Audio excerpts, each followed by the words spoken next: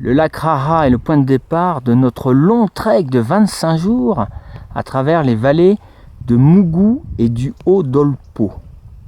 Situé à 3000 mètres d'altitude, c'est le plus grand lac naturel du Népal, avec environ 5 km de long sur 3.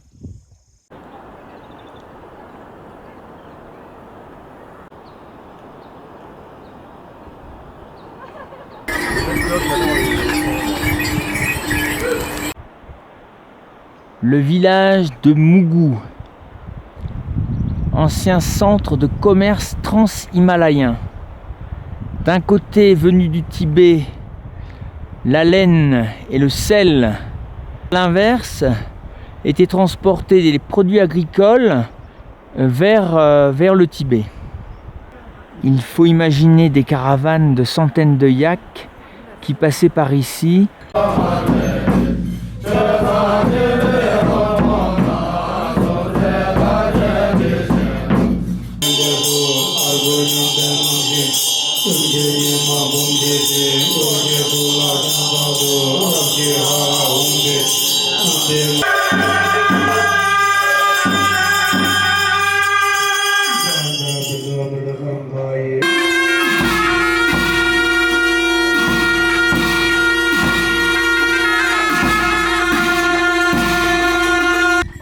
C'est dans la neige que nous allons passer notre premier col à 5140 mètres d'altitude.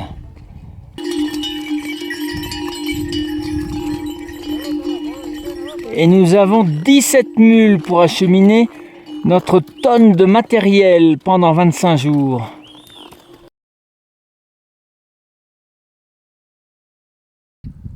Oh, quel beau sommet rocheux, un petit air de Cervin et même pourquoi pas de K2.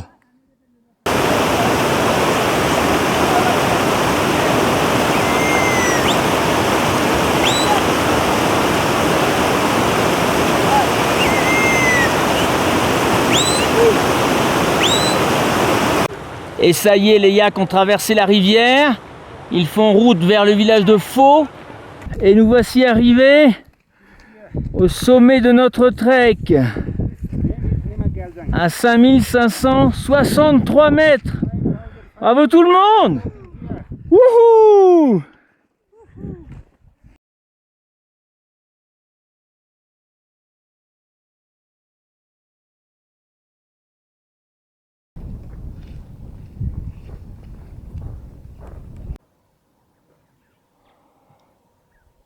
Et voici les moutons bleus.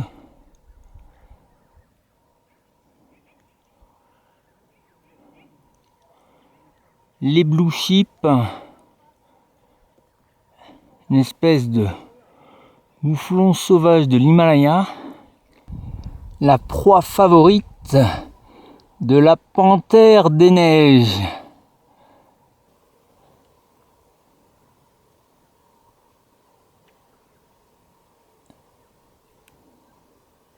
Une trace de léopard des neiges bien visible sur notre sentier.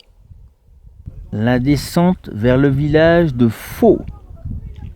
Une douzaine de familles qui vivent au bout du monde. Un village de l'extrême, car situé à 4100 mètres d'altitude. Seulement 87 habitants, dont 25 en hiver.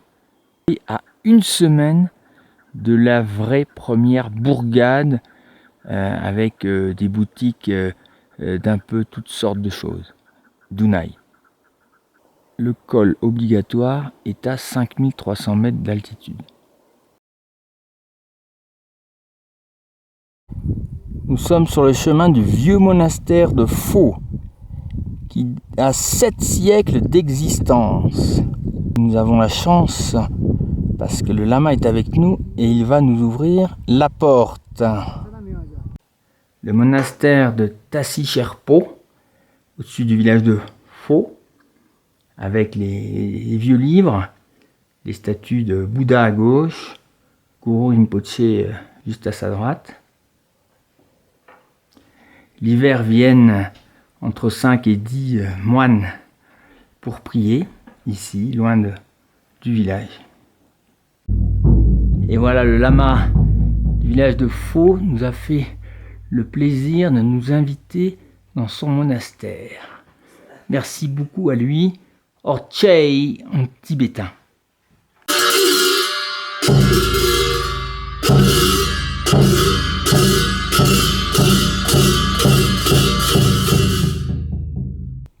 Coucher de soleil sur le Mukurong, 5600 mètres d'altitude, sommet sacré pour les 3 villages situés autour, Pho, Bigère et Kuwa. Nous sommes ici dans la cuisine de Gyurme qui nous accueille et qui va nous servir un arak.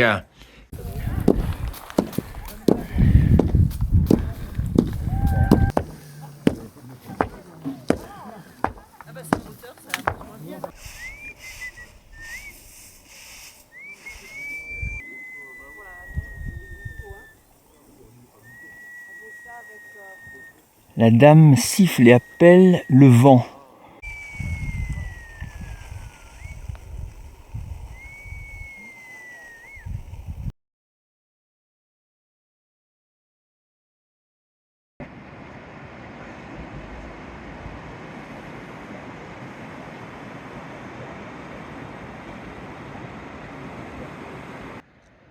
Nous sommes en train de traverser un extraordinaire canyon avec des chemins acrobatiques de part et d'autre. Et toujours avec notre guide Passang et notre muletier Sanjip. Orchei. Aïta Bandari, notre guide. Entre les villages de Pho et Kuwa, nous avons un camp assez extraordinaire, au pied de la montagne sacrée, loin de tout itinéraire répertorié de trekking. C'est magnifique. Le massif des Kanjiroba, avec les 2 sommets principaux au centre.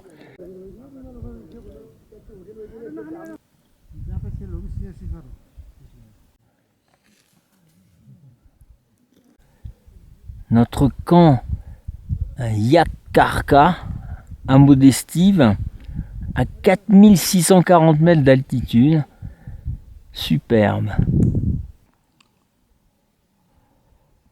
Nous découvrons ici une ammonite d'une taille exceptionnelle.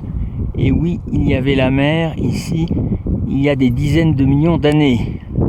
Et voici 2 vautours perchés au-dessus du canyon de Bigère. Le monastère de Lang, avec le bâtiment collectif grand et les petits bâtiments individuels où chaque moine possède son propre gompa. Dans son vallon solitaire, perdu et peu connu des étrangers et des trekkers en particulier.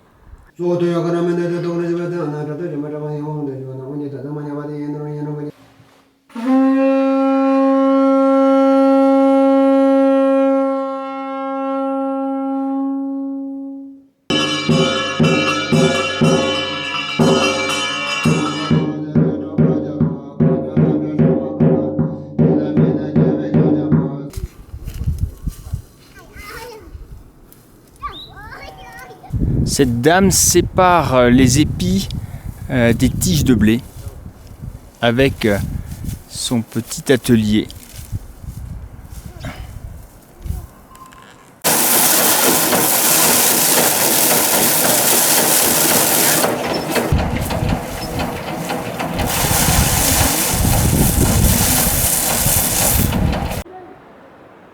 Nous restons à Bigère pour 2 nuits. Un très beau village d'environ 50 familles, resté encore très traditionnel par son architecture. Un village qui conserve de nombreuses vieilles maisons, vraiment dans le style tibétain. nous descendons vers un lieu exceptionnel, Shamling Gompa, un ensemble religieux Bön, donc pré-bouddhiste, fondé il y a 1000 ans.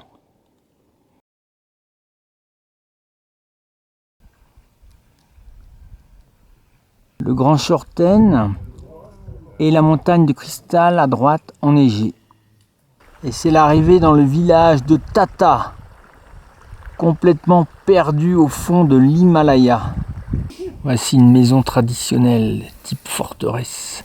Nous allons entrer dans la maison de Rinzin.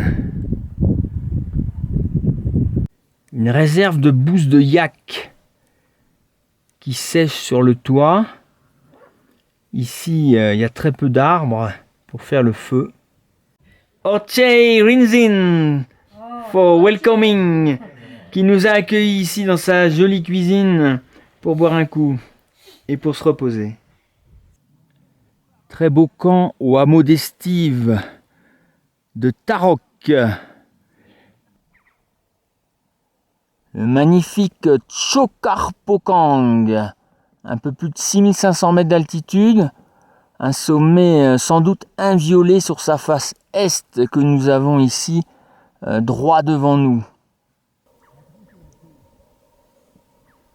Et c'est l'arrivée à Shegompa, l'endroit le plus sacré du Haut-Dolpo.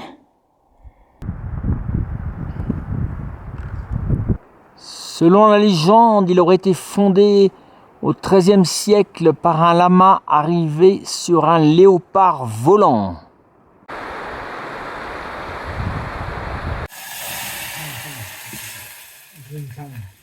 Pema est en train de préparer l'arak, la boisson alcoolisée traditionnelle du Haut-Dolpo, à base d'orge, avec un peu de beurre, de fromage séché. Les pèlerins font le tour de la montagne de cristal que voici en 2 à 3 jours, en faisant des rituels et des offrandes, environ 500-600 personnes chaque année, et tous les 12 ans, pour l'année du dragon, ils sont 10 000 à faire ce pèlerinage. 3 tours de la montagne de cristal équivalent à un tour de la montagne la plus sacrée, le Kailash au Tibet. En route vers le Nangdala, 5350 mètres d'altitude.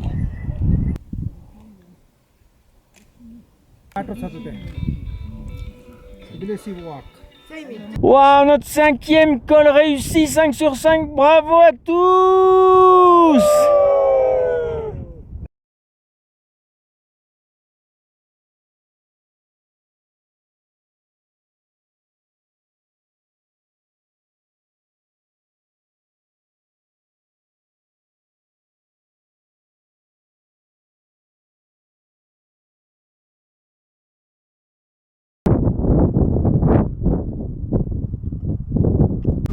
C'est l'arrivée au lac Phoksundo où nous allons camper ce soir. Mais avant, nous allons suivre ce fameux sentier Chaleur qui est face à nous et qui mène à un superbe point de vue sur le lac.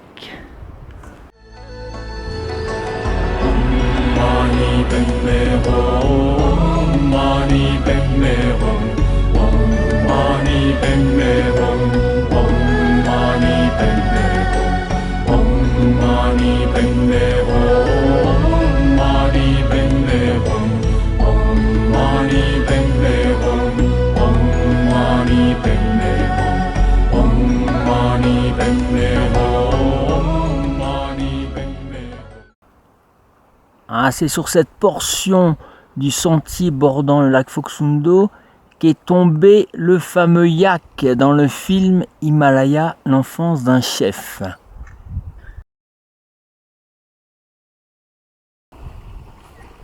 Les yaks se rafraîchissent dans l'eau.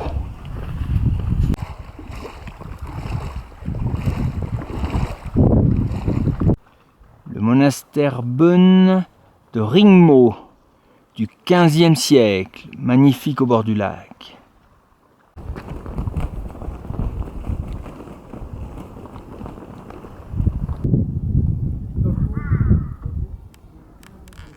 La paille sèche sur les toits des maisons de Ringmo.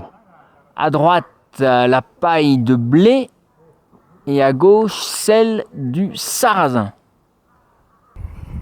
Les femmes, quand elles ne sont pas occupées au champ ou à la maison, tissent